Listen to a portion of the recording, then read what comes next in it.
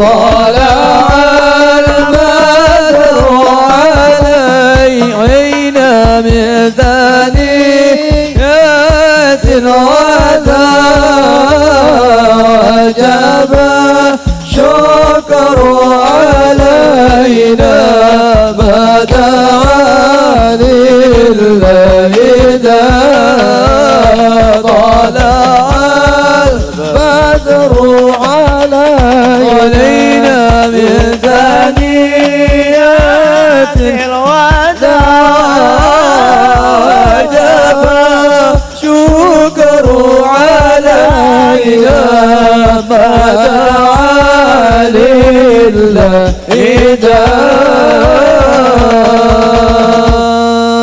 صلوا على النبي محمد.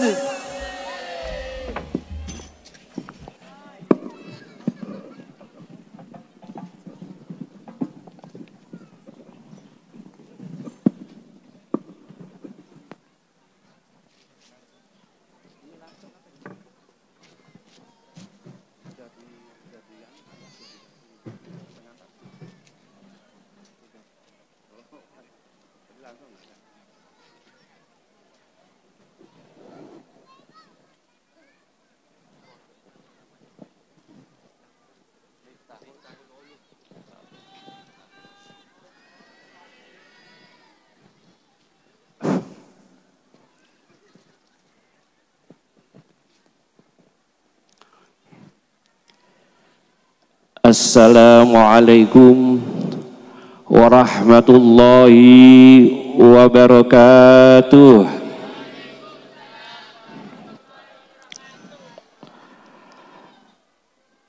Alhamdulillahi rabbil alamin.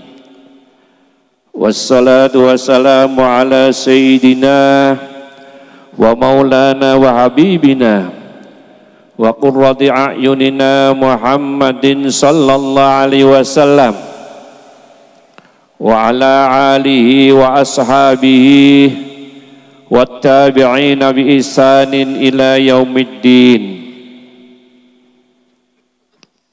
Wa qala Rasulullah sallallahu alaihi wasallam addibu auladakum ala salasati khisalin hubbi nabiyyikum wa hubbi ahlihi wa qiraatil Qur'an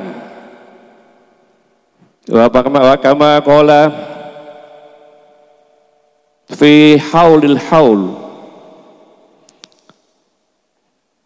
kafa bil mauti mau'idah amma ba'd.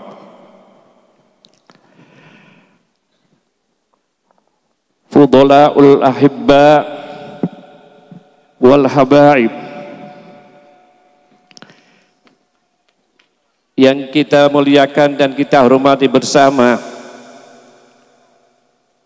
panjenenganipun Bapak Kiai Haji Malik Muslim Al-Mukarram, panjenenganipun Habib Mustafa Basyiban, panjenenganipun Romo Kiai Abdul Bari Al-Mukarram, panjenenganipun Habib Rafiq Akbar Basyiban Allah umrah, panjenenganipun Arif Basyiban, panjenenganipun Habib Arif Habib Malik Al-Hinduan, panjenenganipun Al-Mukarram Habib Sagaf bin Yahya Al-Mukarram, panjenenganipun Habib Zaki bin Yahya, panjenenganipun Habib Abbas bin Yahya Allah umrah wa nafa'ana ulumihim amin ya rabbal alamin. Dan juga kami hormati seluruh keluarga besar Pondok Pesantren Miftahul Ulum. Betul? Miftahul Ulum apa Miftahul Rahmah? Miftahul Ulum seluruhnya, dari yang kami sebutkan di atas dan seluruh keluarganya dan seluruh santri-santrinya, al-mutakharrijin wal mutakharrijat min hadhil ma'ahid, seluruh santrinya yang masih aktif di pondok maupun yang sudah alumni, hadirin hadirat, Bapak Ibu sekalian yang hadir semuanya di sini rahimakumullah.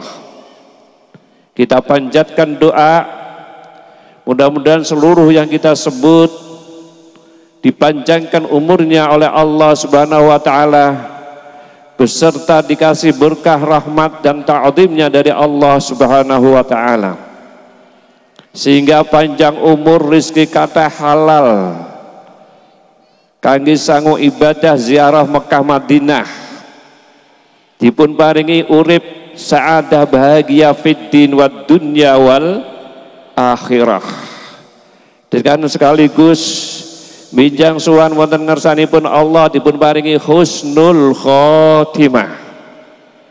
Ini kalau saya bahasa Jawa bisa dipahami enggak? Saya pernah di Kuningan terlanjur bahasa Jawa, ternyata pelongo semua, salah paham yang salah. Yang kita hormati bersama-sama jajaran pengurus cabang Nahdlatul Ulama Kabupaten Indramayu yang tadi sempat ketemu dengan saya maupun yang belum ketemu. Yang saya hormati lembaga dan banon pengurus cabang Nahdlatul Ulama, Ansor, Bansur, Fatayat, Muslimat kalau ada enggak muslimatnya?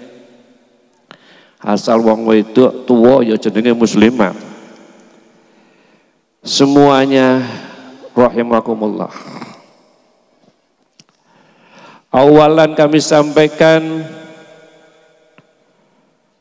rasa syukur kami kepada Allah Subhanahu wa taala bahwasanya pada malam hari ini kita bersama-sama bisa berkumpul di dalam majelis yang sangat, dan saya yakini betul ini majelis yang banyak membawa berkah, majelis yang membawa manfaat, majelis yang untuk belajar ilmu agama.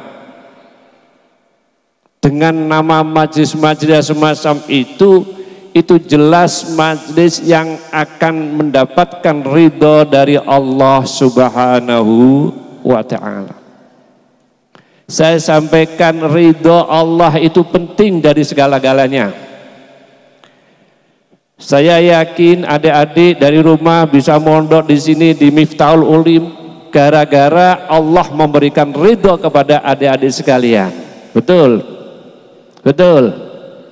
Banyak teman-teman adik yang tidak bisa mondok di Miftahul Ulum atau di pondok yang lain karena tidak mendapatkan ridho dari Allah Subhanahu wa ta'ala. Kalau sudah didapatkan ridho dari Allah, segalanya menjadi mudah. Saya pernah ngaji, ditanya oleh santri saya, "Bah, katanya di neraka itu ada ular. Katanya di neraka itu ada kalajengking. Tahu gak kalajengking? Akrob, ya kan, kalajengking. Padahal di neraka itu panas. Padahal di neraka itu gak enak, panas. Kenapa kok ada kalajengking? Kenapa ada ular kok tidak mati?" Ada yang bisa jawab? Kenapa kalau jengking ular yang tugasnya adalah menggigit penduduk neraka kok tidak mati? Sebabnya karena apa? Karena ular, kalau jengking dan hewan yang lain itu memang ditugaskan oleh Allah, artinya diridhoi oleh Allah, maka semuanya bisa gampang. Yang mestinya orang lain mati, tapi ular dan kalau jengking tidak mati. Demikian juga manusia yang semestinya yang lain kurang mendapatkan rezeki, karena mendapatkan ridho dari Allah, maka dia akan banyak rezekinya dan banyak berkahnya. Amin Allahumma. Ini pentingnya ridho, pentingnya ridho. Daripada kita Allahumma rzuqna rizqan halalan thayyiban wasi'an mubarakah, kita sering doa kayak gitu kan? Apa artinya?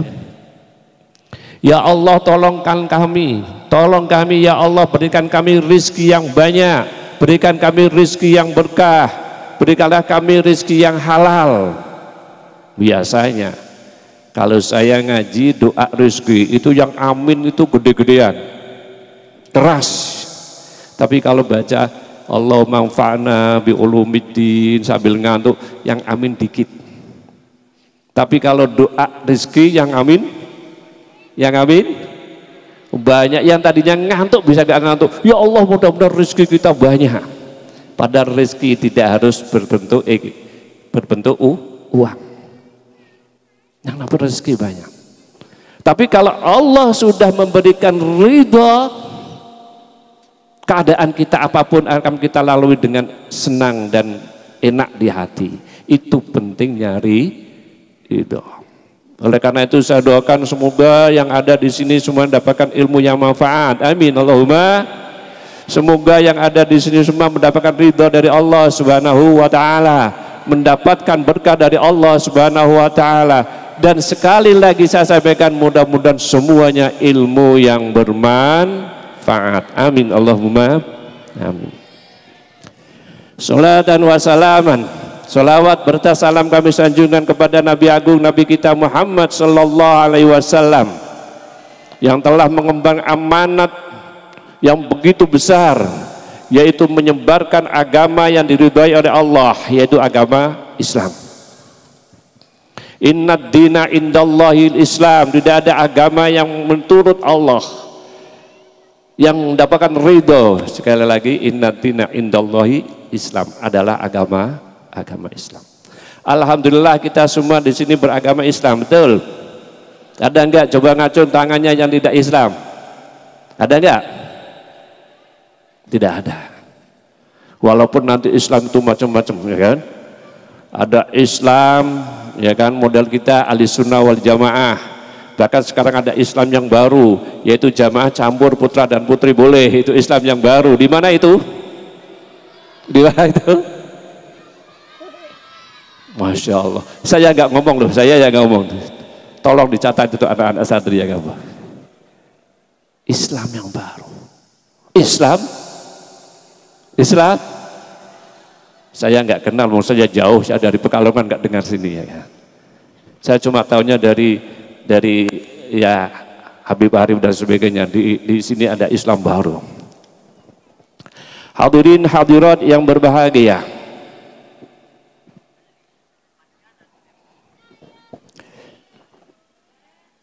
Ini acaranya apa guys?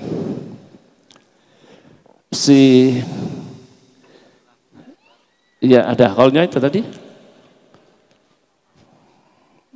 Abdul Rahman, Abdul Latif, semua almarhum masih ya. Pak Syar Abdullah kenal saya, Hasan Rahman. Karena ini acaranya haul, maka lebih etis dan lebih bijak. Mari kita bacakan Fatihah buat masyayikh kita yang sudah lebih dulu meninggalkan kita. Ila hadratin Nabi Mustafa Muhammad sallallahu alaihi wasallam wa ala alihi wa ashabihi wa dzurriyyati wa ahli baitihi wa ila hadrati ruhi sultanil auliya sayyidina Syekh Abdul Qadir Al-Jilani radhiyallahu anhu wa ila hadrati ruhi qutbil ghazli jami sayyidina Abdul Hasan Ali Asyadili wa walidayhi wa masyayikhi wa auladi wa bintihi wa khususan ila arwahi al-asma al-maktub panjenenganipun Romo Ki Haji Abdul Latif, panjenenganipun Romo Ki Haji Abdurrahman Latif, Al Habib Syarif Abdullah Basaiban, panjenenganipun Romo Ki Haji Hasan Rahmat LCM PDI, wa usulihim wa furu'ihim wa zawjadihim, ghafarallahu dunubahum wa sata'unyubahum. Al-Fatihah. A'udzubillahi minasyaitonir rajim. Ar-Rahmanur Rahim. Iyyaka na'budu wa iyyaka nasta'in. Siratal ladzina an'amta 'alaihim ghairil maghdubi 'alaihim waladdallin. Rabbil firli.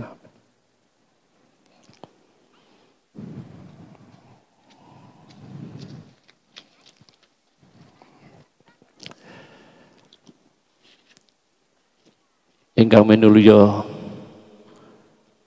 para habaib, para ustadz wal ustadzat, at-tullab wa tullaba fi hadil ma'had kulluhum. Mudah-mudahan mendapatkan berkah dan kita hormati bersama-sama dan mendapatkan kehormatan dari Allah Subhanahu wa ta'ala.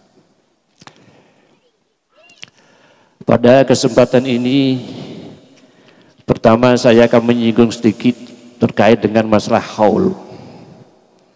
Karena ini acaranya adalah temu alumni dan sekaligus haul dumateng sedaya masyayikh dan habaib ingkang sampun sumari.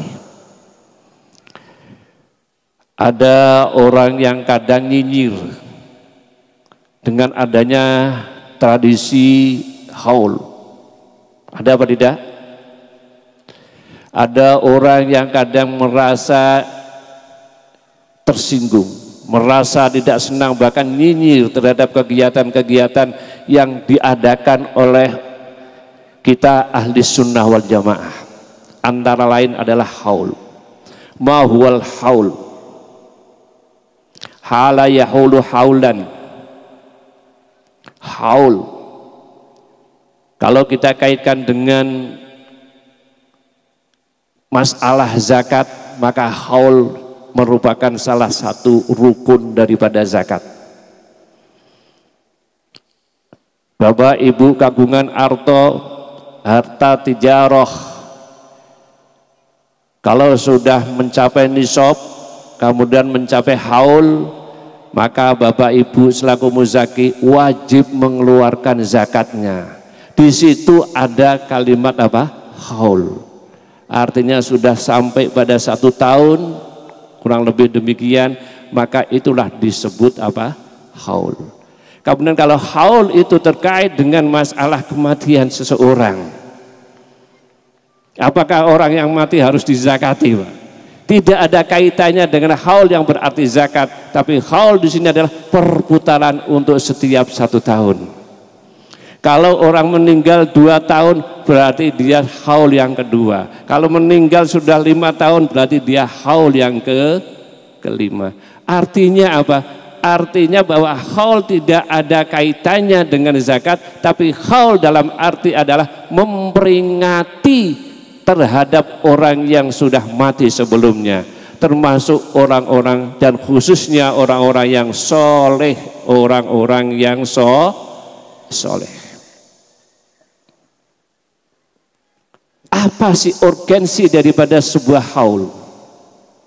Apa pentingnya haul? Ya kan?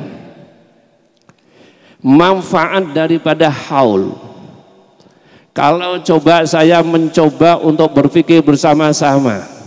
Kalau bapak-bapak, ibu-ibu, adik-adik sekalian datang ke orang yang mati, orang yang meninggal, ada di depan kita.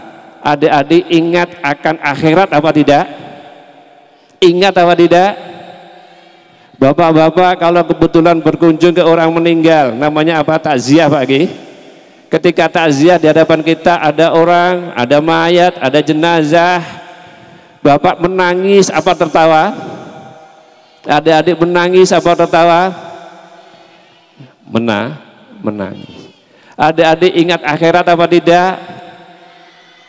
Lah itulah manfaat daripada kita berhaul.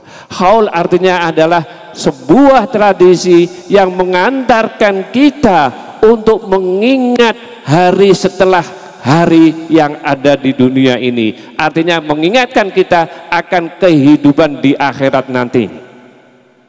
Haul itu bukan sekedar untuk hura-hura. Haul itu adalah pelajaran yang besar buat kita, agar kita ingat terhadap kematian, agar kita ingat terhadap hari setelah hari hidup kita di dunia.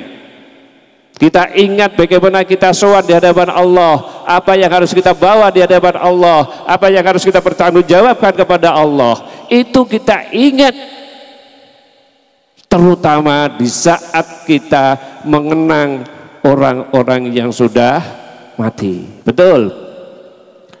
Nggak ada datang ke haul kok kemudian ketawa-ketawa. Ya ada.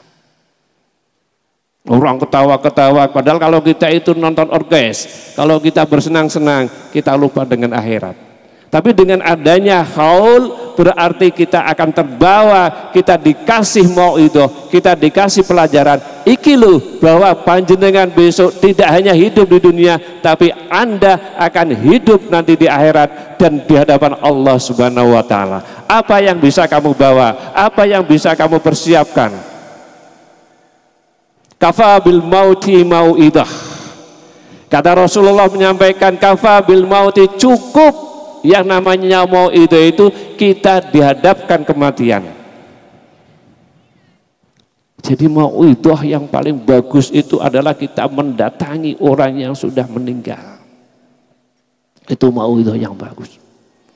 Nggak usah macam-macam. Kalau Bapak Ibu ingin mauidhah yang ngirit, yang ekonomis, tidak banyak mengeluarkan dana, datangilah si mayat.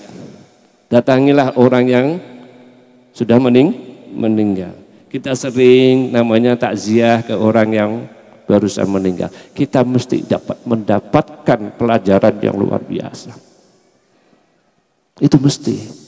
Karena Nabi mengatakan apa tadi? Kafa bil mauti mauidhah.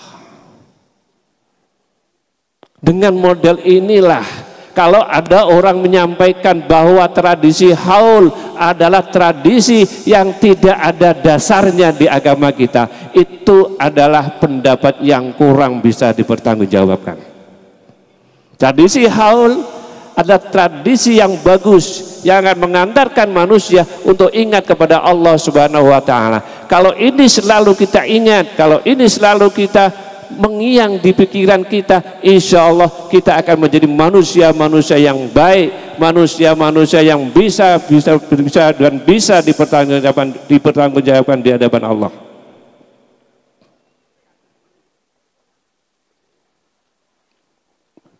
Oleh karena itu,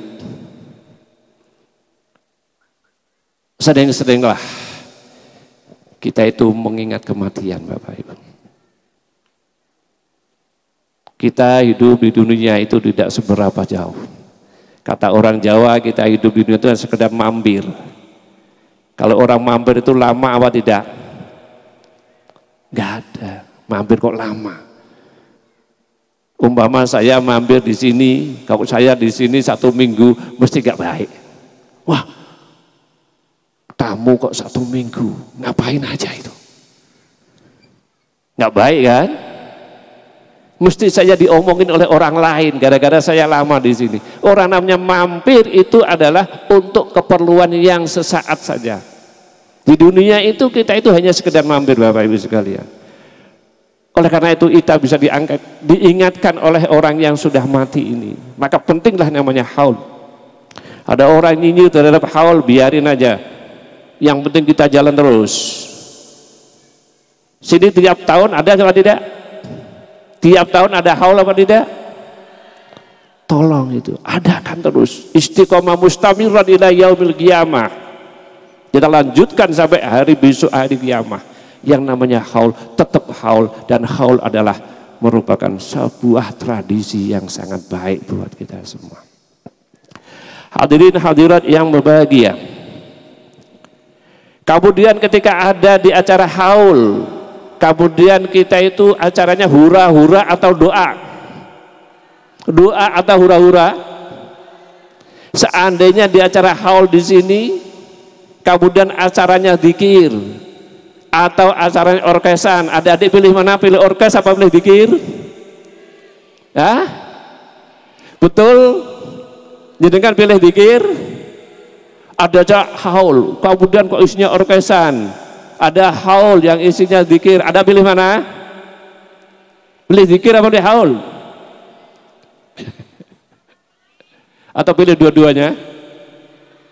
Pilih dua-duanya atau pilih salah satu? Masya Allah. Di dalam acara haul mesti isinya doa. Tadi sudah saya dengarkan ada ta'lil, la ilaha illallah, la ilaha illallah, la ilaha itu. Dibaca la ilaha illallah. Ada yang bacanya itu dengan luar biasa, la ilaha illallah, la ilaha illallah. Ada yang dibaca panjang, Karena la ilaha itu ada yang dibaca panjang. Katanya dia lebih senang panjang daripada pendek. Ibu-ibu senang yang panjang apa yang pendek? Ibu-ibu senang panjang apa yang pendek? Ada sebuah kelompok majelis thariqat, bacanya la ilaha illallah itu harus panjang. La ilaha illallah, la ilaha ada yang bacanya tidak begitu panjang. La ilaha illallah, la ilaha illallah, la ilaha illallah, la ilaha, la ilaha, la ilaha, la ilaha, la ilaha, la ilaha, la ilaha, la ilaha, la ilaha illallah, la ilaha illallah, Allah, Allah, Allah, Allah, Allah, Allah, Allah. Kok ketawa?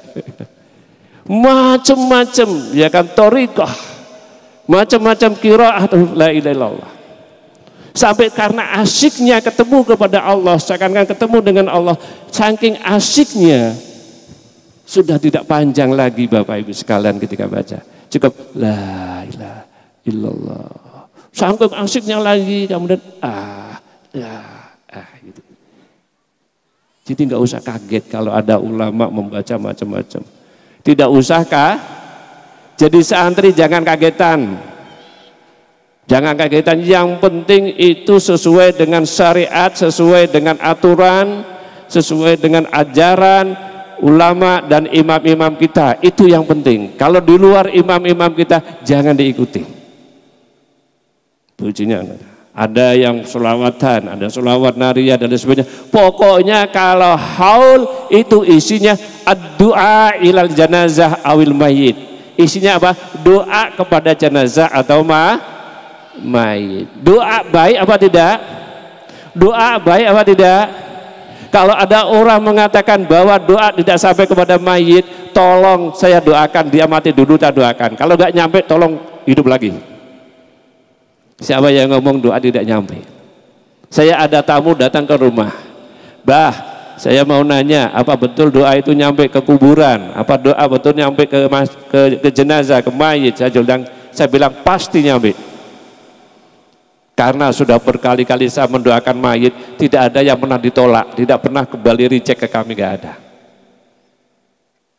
Saya tanya kepada orang yang nanya pada saya, tolong Bapak kalau nggak percaya Bapak mati dulu, nanti saya doakan. Kalau nggak nyampe Bapak hidup lagi. Mau gak kayak gitu? Gak bisa. Doa itu tetap nyampe kepada si mayit. Ada sebuah hadis yang sudah jelas, ya kan?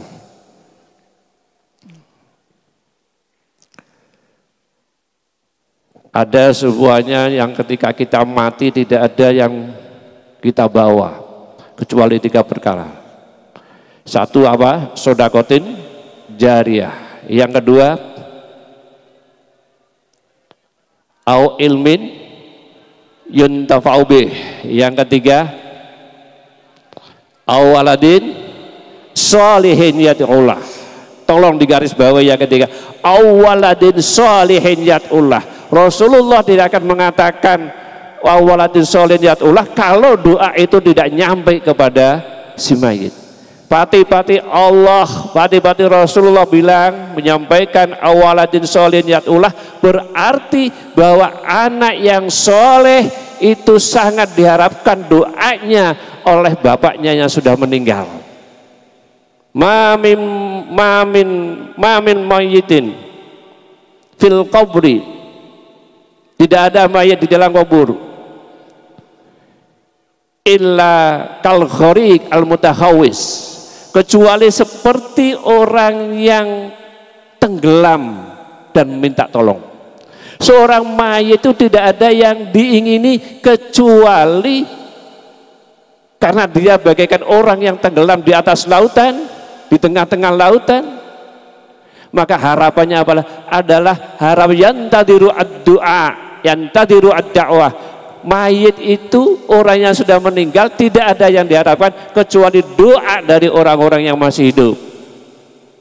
Jadi doa itulah yang paling berharga buat mayit. Oleh karena itu Hadis ini menandakan bahwa doa itu tetap nyampe kepada si mayit. Buktinya kita disuruh doa kepada mayit oleh Rasulullah sallallahu alaihi wasallam. Sudah mantap? Itulah haul. Itulah apa? Haul. Hadirin hadirat rahimakumullah.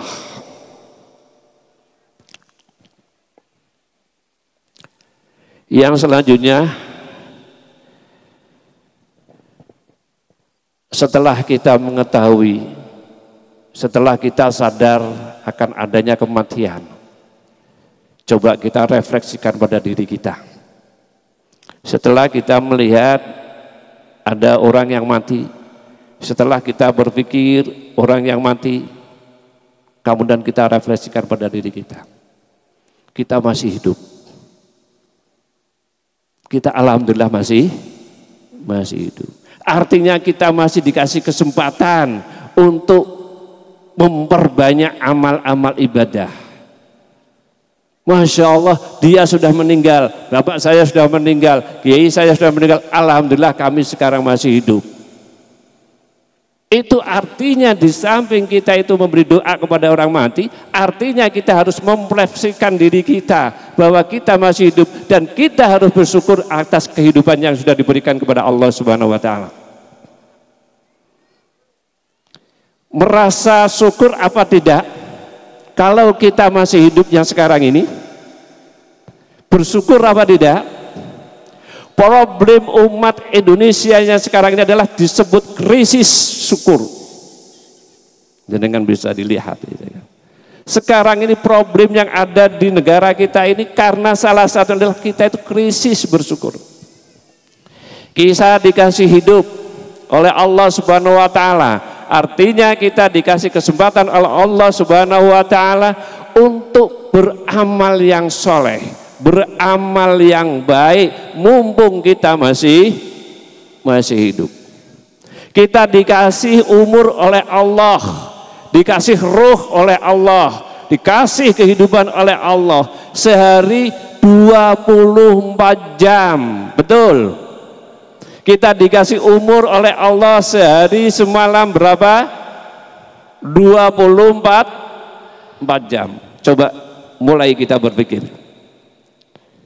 Dikasih umur 24 jam sehari. Kita ingat kepada Allah berapa? Apakah kita selama 24 jam sehari ingat terus kepada Allah? Ingat terus apa tidak? Tidak ada orang yang mampu 24 jam ingat terus kepada Allah kecuali orang-orang tertentu.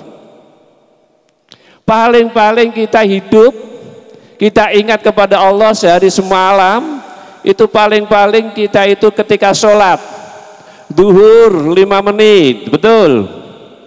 Di sini kalau sholat duhur dengan jamaahnya, kemudian wiridnya berapa nih? 1 jam. Kalau jamaah sampai wirid-wiridnya berapa? 5 menit apa 5 jam? Kalau jenengan bapak-bapak sholat 5 menit apa 1 jam, Mbak? 5? Ini ngaku sendiri loh ya. Duhur 5 menit, asar 5 menit, maghrib 5 menit, isya 5 menit, subuh 5 menit. Berarti total berapa? 25 menit. Sedangkan Allah memberi kehidupan kepada kita 24 jam sehari semalam. Tapi apa yang bisa kita persembahkan kepada Allah? Hanya 25 menit. Kira-kira pantaskah kita ingin mendapatkan surganya Allah? Pantas apa tidak kalau kita hanya sekedar mengingat 25 menit sehari semalam? Kira-kira pantas apa tidak? Pantas apa tidak? Kenapa Anda lakukan terus? Inilah yang perlu kita jawab Bapak Ibu segala. Kenapa kita kasih hidup 24 jam, kita hanya mampu ingat kepada Allah hanya berapa?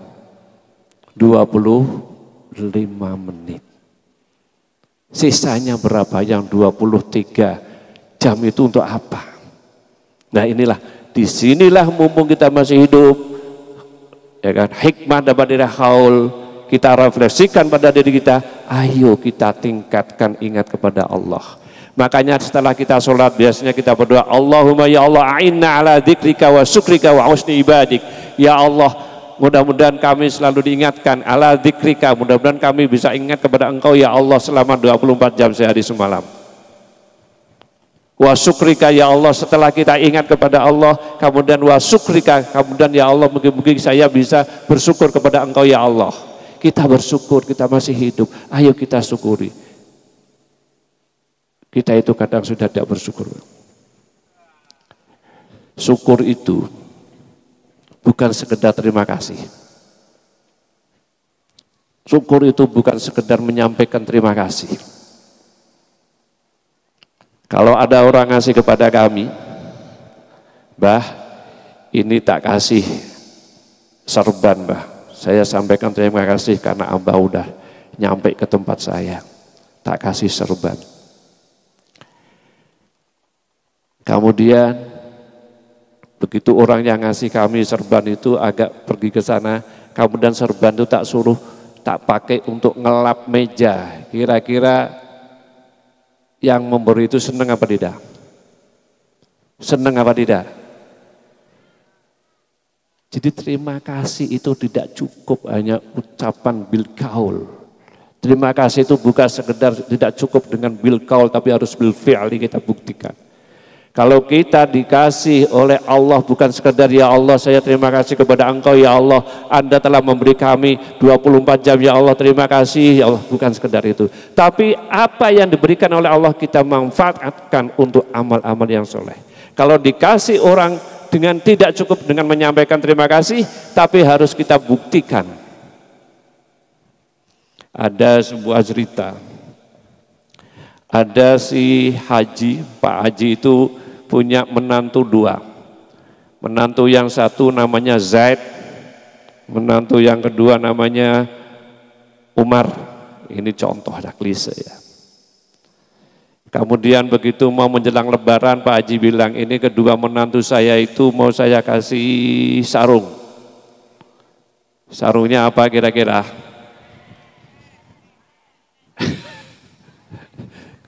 Aduh, santri udah kenal BHS ya. Dikasih sarung. Kemudian Pak Haji bilang, gak usah BHS lah, Atlas saja lah, Atlas gitu ya. Hei si Zaid, sini si Zaid.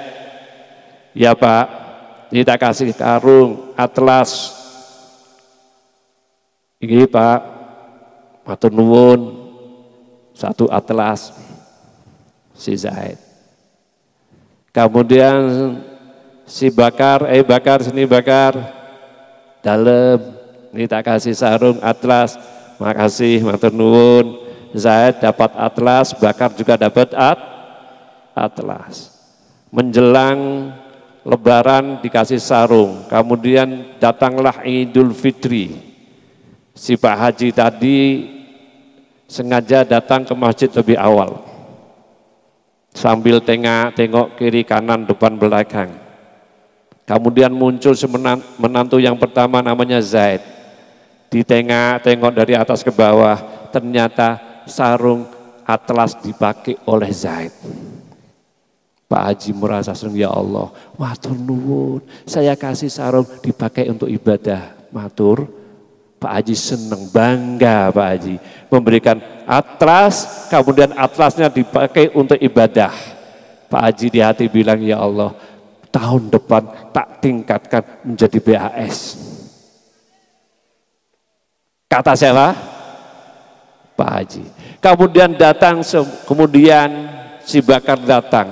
Begitu si Bakar datang, Pak Haji tengok dari atas ke bawah, tengok, kok Atlasnya nggak dipakai. Di hati Pak Haji, wah ini menantu saya, menantu yang kurang ajar ini. Tidak tahu terima kasih, tidak mau bersyukur ini. Di batin Pak Haji, ini kalau gini terus, besok lebaran yang akan datang, tidak akan saya kasih. Begitu selesai sholat Idul Fitri, Pak Haji pulang. Ketika pulang, lewat rumahnya Bakar tadi. Ketika lewat depannya rumah Bakar, Pak Haji nengok ke atas. Nggak taunya sarung atas dipakai untuk brongsong. Kalau sini apa namanya itu? Untuk nutupi buah itu namanya apa? Brongsong ya.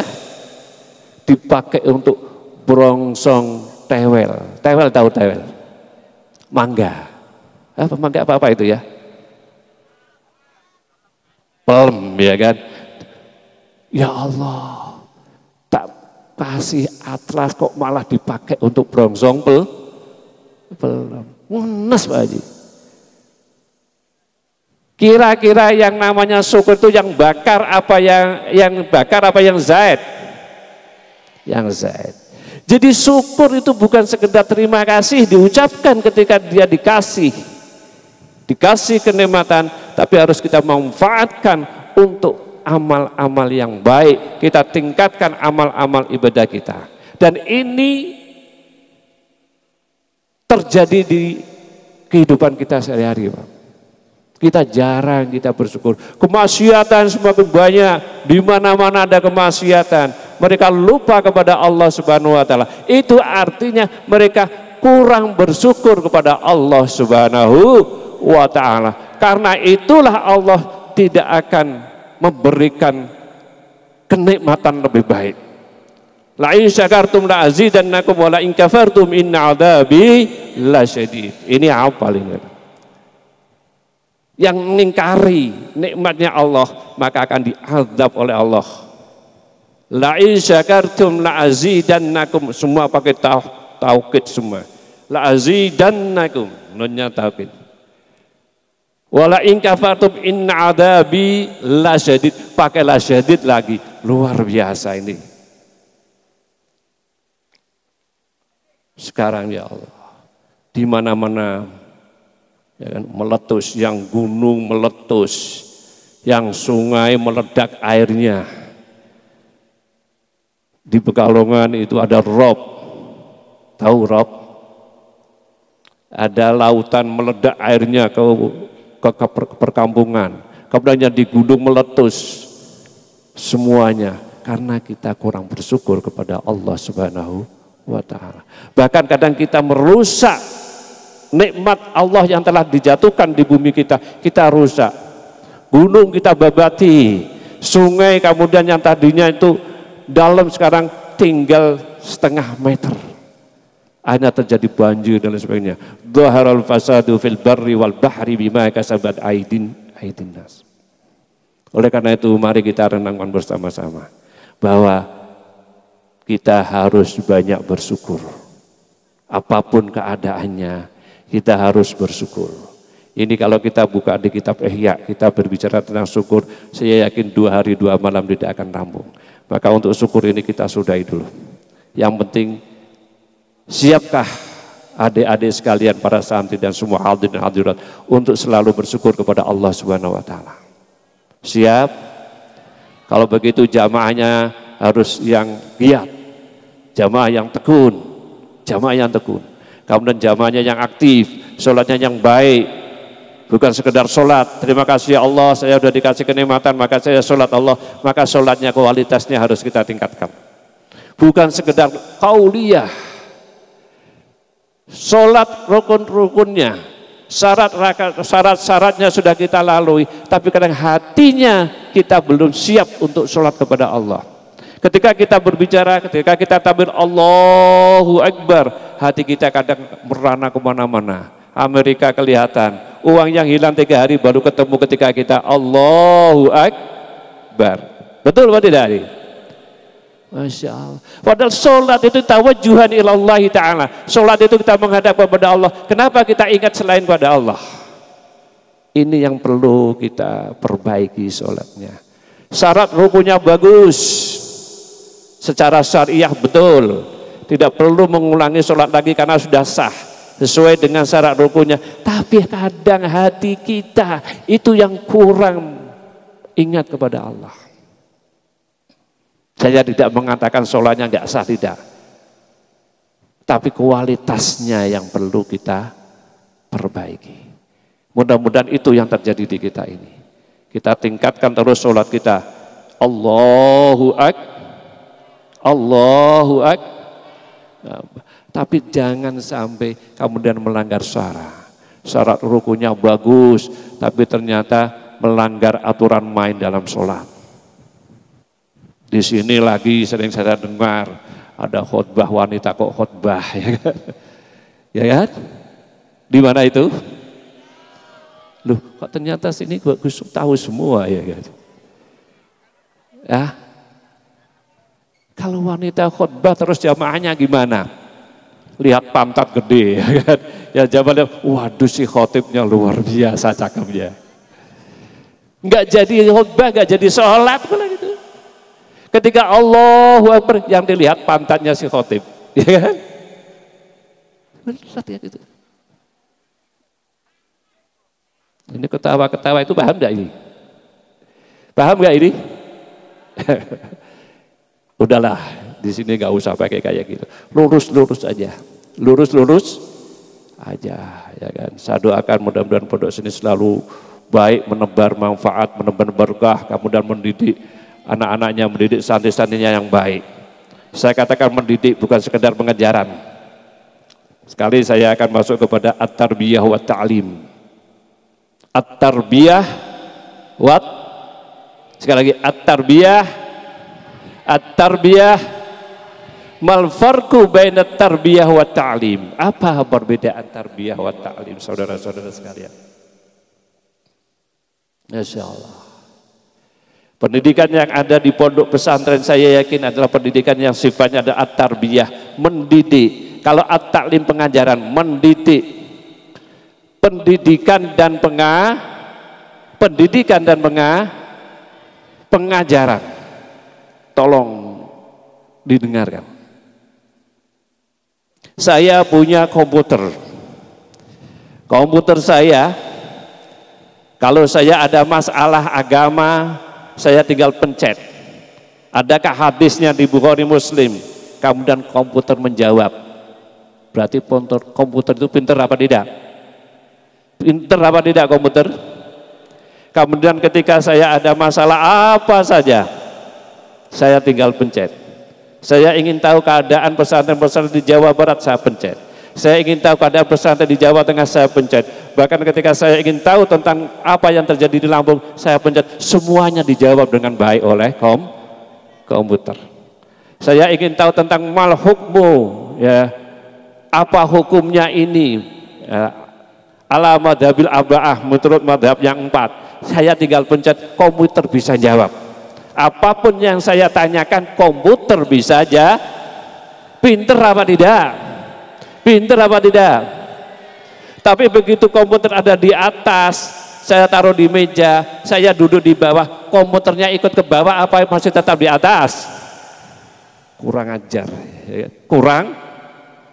Masa kiainya di bawah, komputernya kurang. Itu pengajaran apa pendidikan? Pengajaran apa pendidikan? Pengajaran, saudara-saudara sekalian. Itu sekedar pengajaran. Pengajaran itu adalah transfer ilmu. To transfer the knowledge to the person. Itu yang namanya pengajaran. Karena komputer itu pinter, komputer itu bisa pinter karena dikasih informasi, diinput semua di komputer, maka komputernya bisa pinter. Tapi tidak punya akhlak, tidak punya adat, itulah Kira-kira santri mau dididik ala komputer apa dididik ala tarbiyah? Apa itu tarbiyah? Ma huwa tarbiyah sekarang. Di depan tadi saya sampaikan addibu auladakum ala salasati khisalin hubbi nabiyikum. Kalau ingin mendidik manusia yang beradab, yang berakhlakul kalimah, hubbi nabiyikum, tanamkanlah jiwa mahabbah kepada Rasulullah sallallahu alaihi wasallam. Jangan sekedar dikasih informasi, tidak sekedar hafal Fathul Qorib, tidak sekedar hafal Fathul Mu'in, tidak sekedar hafal Fathul Wahab, tidak hanya sekedar hafal Alfiyah. Ada nggak hafalan Alfiyah? Ada apa tidak? Hafal yang nomor 100 apa? Bait yang ke-100. Ntar dulu ya, tak buka dulu ya kan? Kita hafal. Qala Muhammadun wa ibnu maliki amatu rabbil kharu maliki musalliyan ala nabiyil mustafa wa alihil mustamili mausulul asmalati usallati wal yaida masunniya la tuswiti bal mantalihi aulil alama wa nunu intu lama terusnya. Oh, enggak tahu Pak. Udah. Itu adalah pengajaran. Hafal, tapi dia hafal alfiyah, hafal fatul qorib, hafal falbin, tapi kalau tidak punya akhlakul karimah, nonsen menjadi manusia-manusia yang soleh. Manusia-manusia yang soleh itu harus dididik, bukan sekedar diajar. Sebab kalau diajar menjadi orang yang kurang ajar. Kalau diajar maka menjadi orang yang kurang ajar. Tapi orang itu harus dididik. Contohnya yang ada pendidikan di pondok pesantren. Kalau di pondok pesantren barangkali fasilitasnya sih tidak baik. Ada kiai ngajar, ya kan, kiainya udah sepuh. Dia bilang qolal musannif qol apa dia ada apa bolak-balik kiainya udah sepuh ngantuk. Tapi alhamdulillah santrinya keluar menjadi waladun sholihun yad'u, kiainya ngantuk. Belum lagi damparnya, belum lagi meja bangkunya, kadang mejanya juga reot, bahkan kadang tidak ada mejanya. Ketika ngaji mejanya kecil, ya kan, reot kan.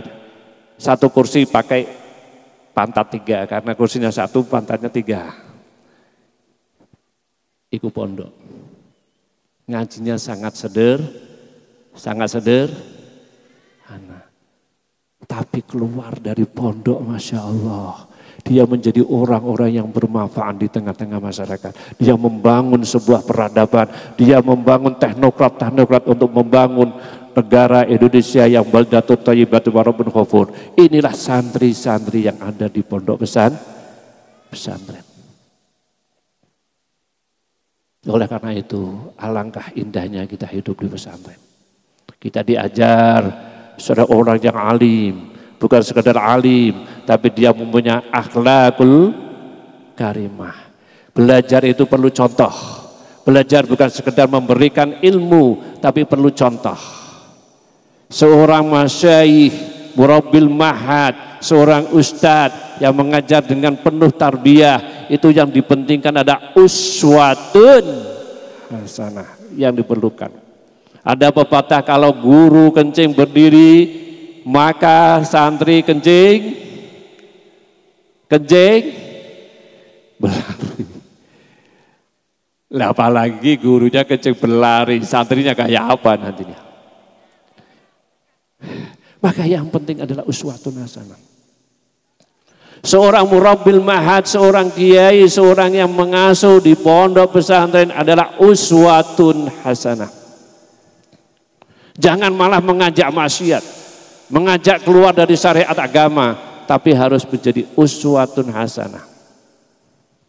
Sarana prasarana boleh minim di pondok pesantren, Masya Allah. Jangan kalau lihat di Lirboyo, satu kamar itu isinya 75 orang, satu kamar. Di sarang itu tidak kurang dari 50 per kamar, Bapak Ibu sekalian. Ini kalau diakreditasi model SMP, diakreditasi model SMK, diakreditasi model Dinas Pendidikan maupun Kementerian Agama, yakin ini tidak lulus orang kayak gini nih. Wong pendidikannya sangat tapi kenapa kok bisa menjadi orang-orang yang berguna? Menjadi orang yang menjadi penengah di antara kekerasan-kekerasan, baik itu kekerasan kiri maupun kekerasan kanan. Menjadi tawassut hidupnya. Hidup di tengah-tengah, mendamaikan dan menyamakan antara dunia dan akhirat. Tidak pernah menyalahkan orang lain, tidak pernah menyalahkan orang lain dan menyatakan bahwa dirinya yang paling benar. Sekarang di Indonesia ini satu fenomena, banyak yang membawa Indonesia diinginkan agar selalu ke kanan. Semuanya serba salah. Haram, syirik, bid'ah. Ada apa tidak? Kamu syirik, kamu haram, kamu bid'ah. Ada. Inginnya Indonesia akan dibangun penuh dengan penuh agama. Ada lagi yang serba slow, serba bebas. Bebas. Putri mau pakaian apa saja bebas, wanita mau pakaian apa saja bebas, kumpul muda-mudi bebas, gak usah satir, di masjid juga bebas, mau putra putri terserah bebas. Itu juga namanya kebebasan yang terlalu melebar. Lah kita yang hidup dari pesantren, yang merupakan ahli pesantren, kita bisa tawasud hidup di tengah-tengah. Kita selalu mengembangkan antara dunia dan akhirat secara bersama-sama. Ad-dunya mazra'atul akhirah. Kata Gus Baha. Ini saya lihat di YouTube-nya Gus Baha. Tahu nggak Gus Baha? Di YouTube luar biasa ya. Saya lihat Gus Baha memberikan tafsiran bahwa ternyata dunia itu penting. Tapi pentingnya dunia adalah sebagai sarana untuk menuju akhirat. Jadi tidak boleh dunia itu gak penting, tidak. Dunia itu penting, tapi pentingnya dunia itu adalah untuk menuju akhirat yang bahagia. Oleh karena itu, apa itu tarbiyah? Saya kutip karena saya barusan ketemu dengan Habib Umar selaku kemarin selaku Habib dari Yaman, ya kan? Habib Umar Al-Hafidh ketika ada iltiqaul masyayikh fil alam ya, di Pekalongan saya ketemu dengan Habib, kemudian beliau menyampaikan mawat tarbiyah, ini saya tulis ya kan? Kemudian saya bawa ke sini ya kan? Tarbiyah menurut Habib itu yaitu antasakharu ad-dunya fi qalbi auladikum au akhikum.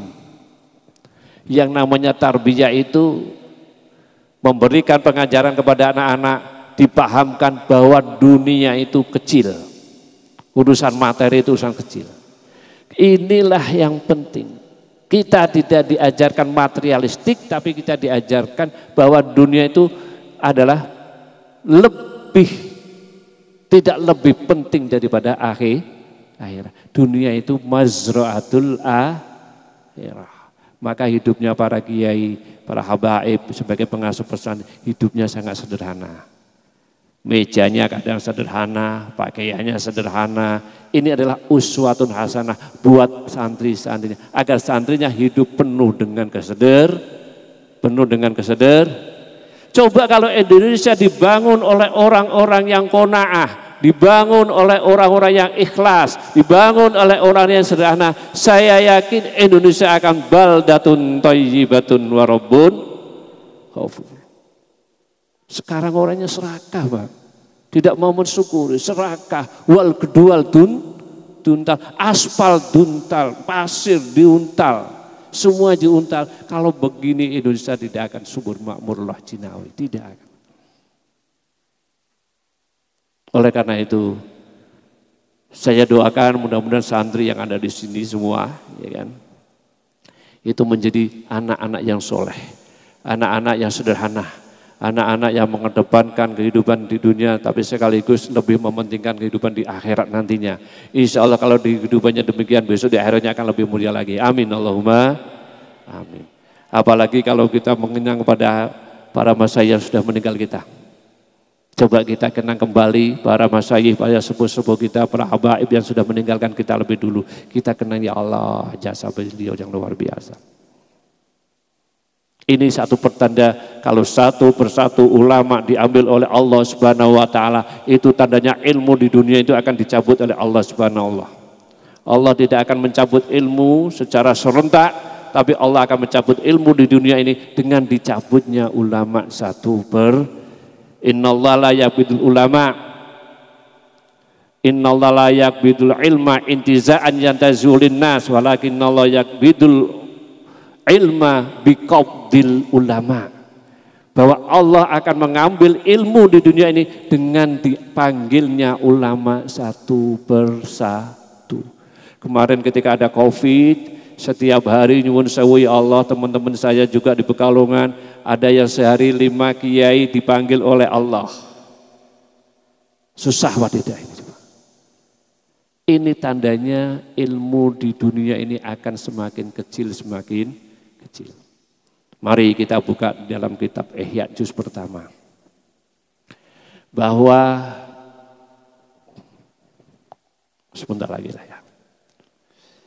Sebentar lagi gak salah apa nyatanya saya kalau udah 1 jam lebih. Sebentar lagi kita cari itu. Imam Ghazali menyampaikan bahwa penyakit itu ada 2. Orang kena sakit itu ada 2. Satu, ada sakit jasmani, kayak orang santri, ya kan, gudiken, ya kan. Ada orang santri ngantuk, pilek dan sebagainya, kemudian muncul, ya kan, gula darah gula, muncul diabetes, muncul juga stroke dan sebagainya. Itu namanya penyakit jasmani. Yang kedua ada penyakit jasmani, yang kedua ada penyakit rohani. Penyakit rohani itu apa? Takabur, sombong, merasa paling benar, kemudian kikir, ghibah, senangnya mengadu domba, rasani orang lain. Itu penyakit rohani. Sekarang kita lanjutkan, kalau penyakit jasmani, dokternya semakin kesini itu semakin banyak akan semakin berkurang. Dulu dokter hanya sedikit, Pak. Sekarang dokter banyak.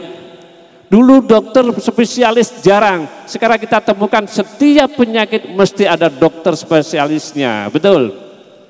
Jadi semakin kesini dunia semakin modern, ternyata yang modern adalah bagian tadi pengajarannya.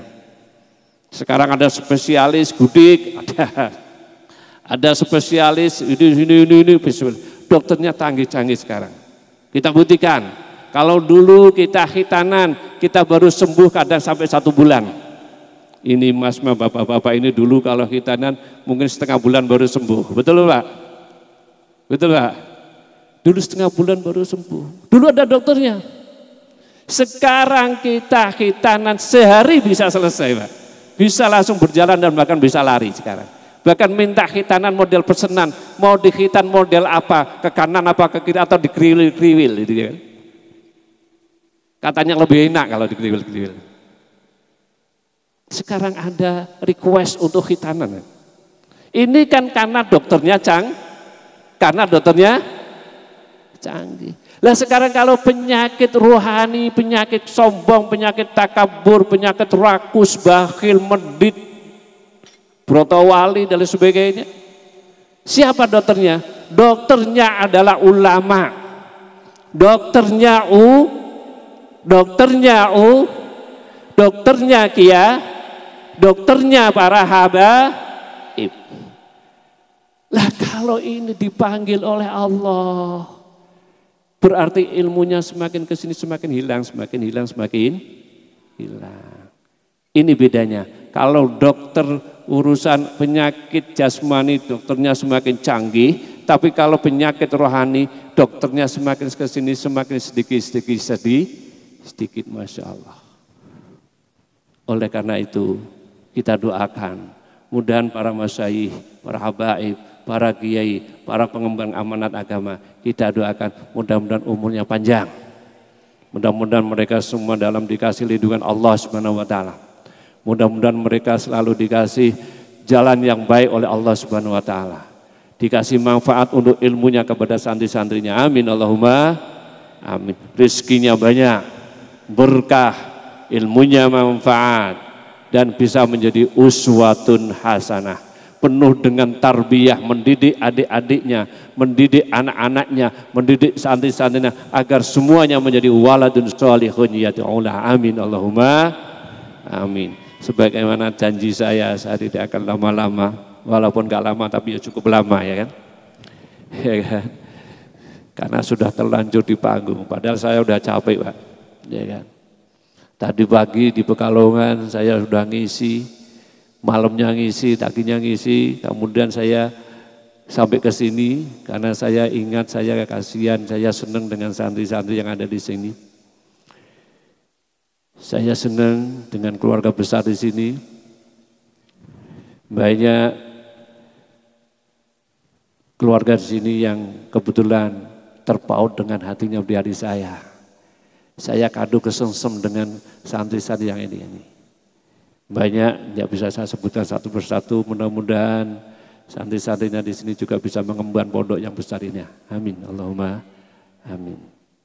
Doakan mereka para habaib ya. Siap Bapak Ibu sekalian.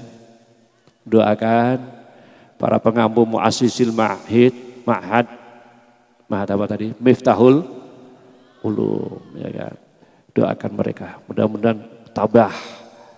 Mudah-mudahan semangat dalam mengelola tarbiyah di lingkungan Pondok Miftahul Ulum. Itu yang bisa kita sampaikan, dan apabila apa yang kita sampaikan pada malam hari ini, kalau itu benar, itu adalah semata-mata karena petunjuk dari Allah Subhanahu wa taala. Kalau itu salah, itu merupakan dari lisan saya yang salah, karena manusia adalah selalu salah. Seperti anak-anak santri kalau latihan khitobah, al-insan mahalul kotok, mahalul khotok wanis manusia. Ya, mudah-mudahan kita mendapatkan maghfirah dari Allah Subhanahu wa taala. Itu, dan saya sampaikan terima kasih kepada semua keluarga yang ada di sini, mudah-mudahan juga dibalas oleh Allah. Dan saya akan terima kasih kepada teman sejawat yang berjuang di Jamiah Nahdlatul Ulama, karena berjuang di Nahdlatul Ulama itu berat, karena ulama itu, Nahdlatul Ulama harus belajar, harus bekerja, harus berjalan tawassut, harus ada di tengah-tengah, bukan ke kiri dan bukan ke kanan, tapi memberikan keseimbangan yang ujung-ujungnya adalah untuk kemaslahatan fiddin wa dunya wal akhirah. Itu saja yang bisa kita sampaikan. Wallahul muwaffiq ila aqwamit thoriq. Assalamualaikum warahmatullahi wabarakatuh.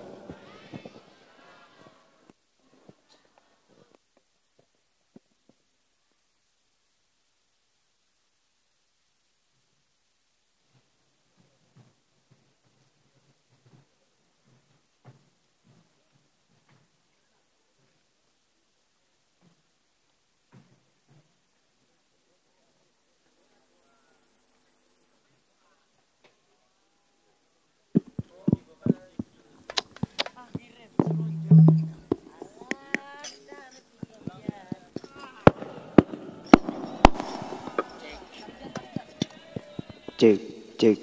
Sallu ala Muhammad. Sallu ala Nabi Muhammad.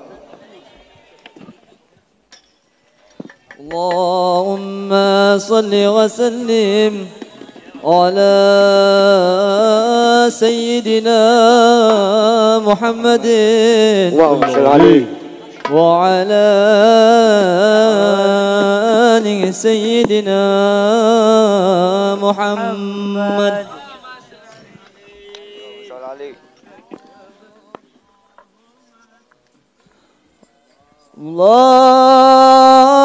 Allahumma salli wa sallim ala Sayyidina Muhammadin adada ma fi ilmina. Allahumma salli wa sallim ala Sayyidina Muhammadin adada ma fi ilmina ya salatan daimatan bidawabil mulk salatan daimatan bidawamil mulki ilahi Allah salli wa sallim ala sayyidina Muhammadin adama fi ilmillah Allahumma salli wa sallim ala sayyidina Muhammadin adada ma fi ilmillah salatan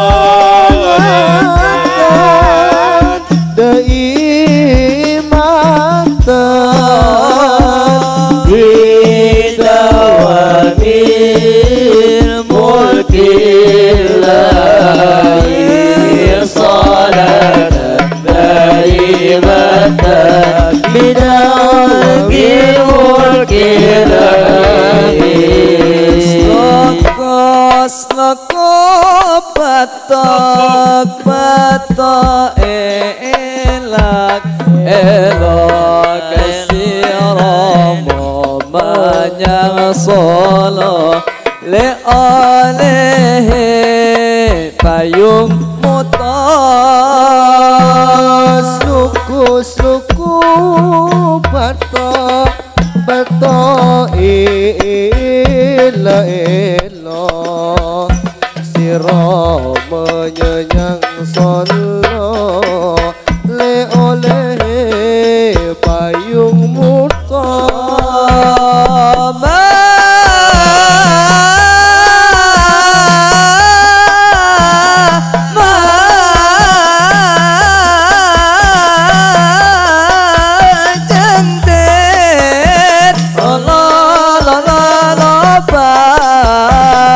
wong mati ora obayen oba medeni bocah yen urip saged ibadah